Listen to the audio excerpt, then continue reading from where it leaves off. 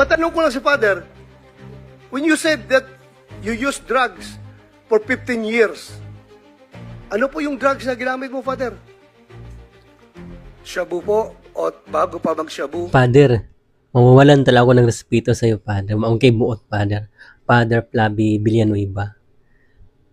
Dapat sa simbahan ka, mag-ampo ka dito. Iampo nimo ang kuan na way kagubot, dili kay mag-apil-apil ka. Di ba nagiingon na separation of church and the state? Ikaw manggod. Ayan, tuloy. Di ba may ano kay nung nag-Senate hearing nag-ano ka pa adik-adik ka pa Sinong maniniwala sa'yo? Pag ganyan yung ano mo, ganyan yung concept mo pa, ano ka pa sa ombudsman, si Sara sirain mo. Hindi mo masisira si Sara kasi yung galaw mo. Paano yan?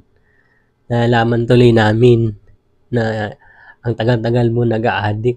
Dapat nagpa-drug test ka at saka nagpa-hair follicle test.